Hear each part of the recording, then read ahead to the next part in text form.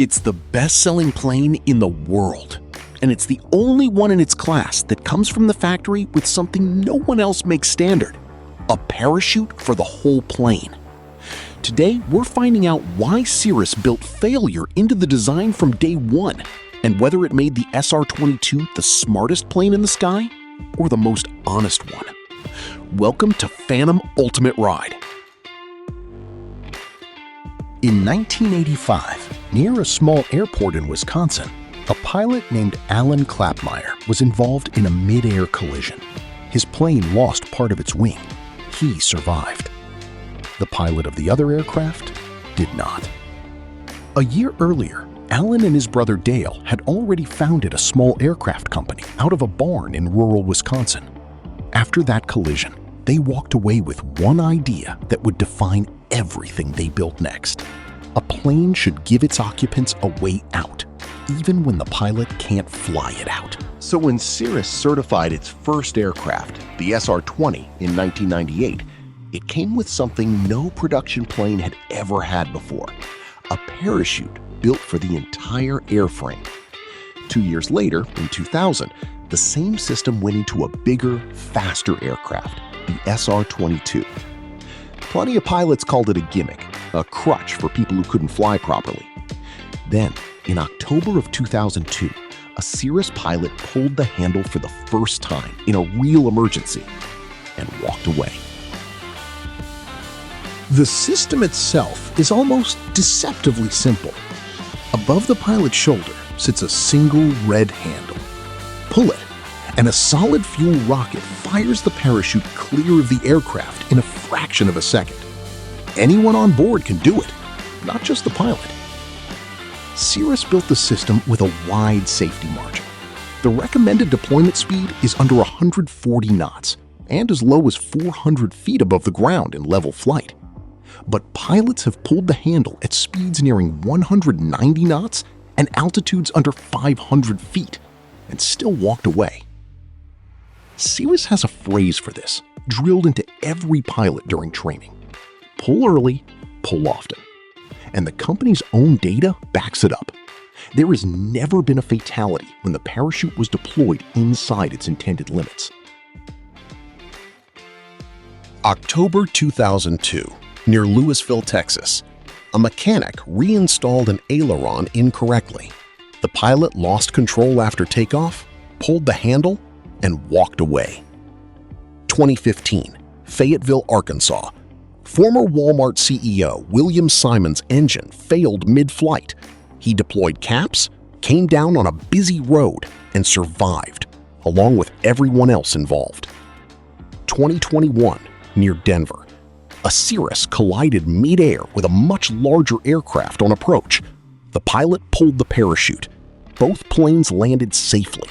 Nobody died. As of this year, CAPS has been credited with nearly 300 lives saved across more than 140 deployments. But for years, the handle went mostly unused. Pilots hesitated, second-guessed themselves, or assumed pulling it meant they'd failed. So Cirrus changed the culture around it.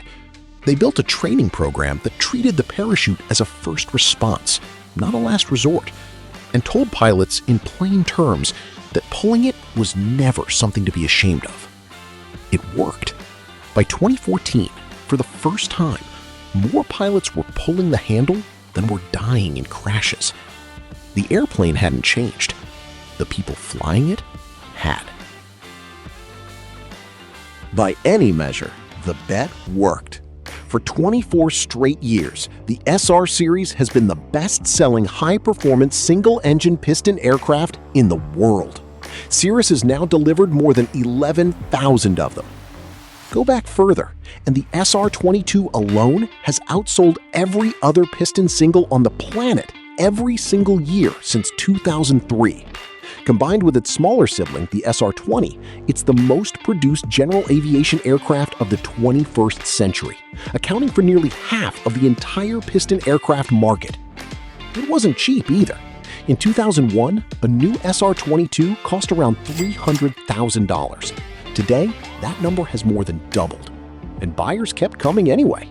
The aircraft's combination of a glass cockpit and a whole airframe parachute, both firsts for light aviation, eventually earned it a place in the Smithsonian. And yet, the debate around that parachute has never fully gone away. Some pilots still call it a crutch, a safety net for people who shouldn't be flying complex aircraft in the first place.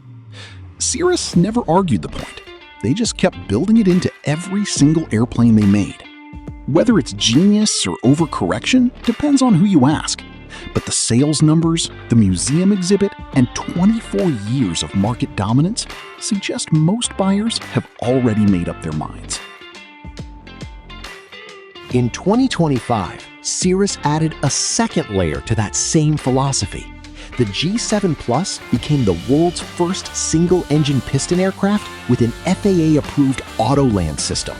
Press one button and the airplane takes over completely, managing the throttle, talking to air traffic control, navigating around terrain and weather, and flying itself to the nearest suitable airport.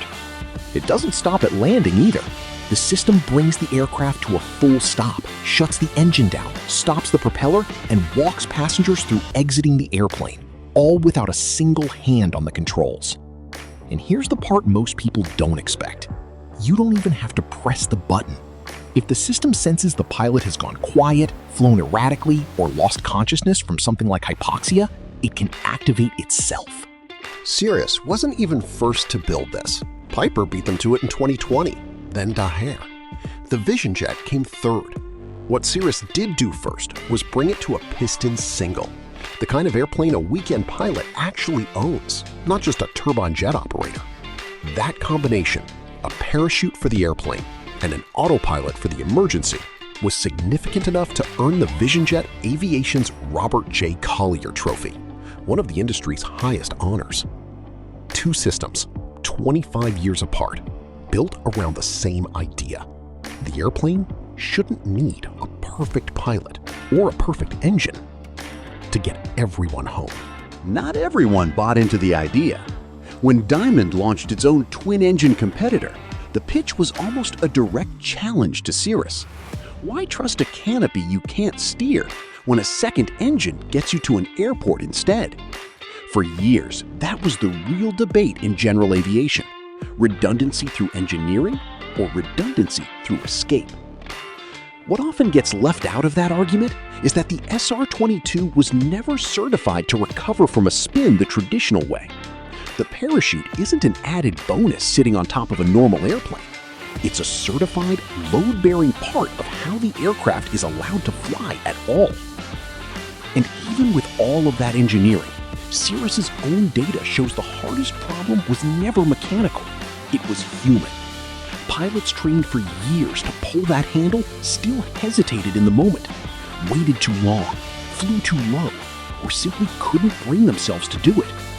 More than 150 lives were lost in situations where the parachute likely would have worked if it had only been used. So, genius or crutch? 24 years of sales numbers, nearly 300 people who walked away from what should have been the worst day of their lives, and a company that never once apologized for building an airplane around the idea that things go wrong. Even Cirrus admits the machine was never the hard part. The person behind the controls always was. That's the story of the plane built to fail, and somehow, because of it, built to last. If you want more honest aviation stories like this one, subscribe to Phenom Ultimate Ride.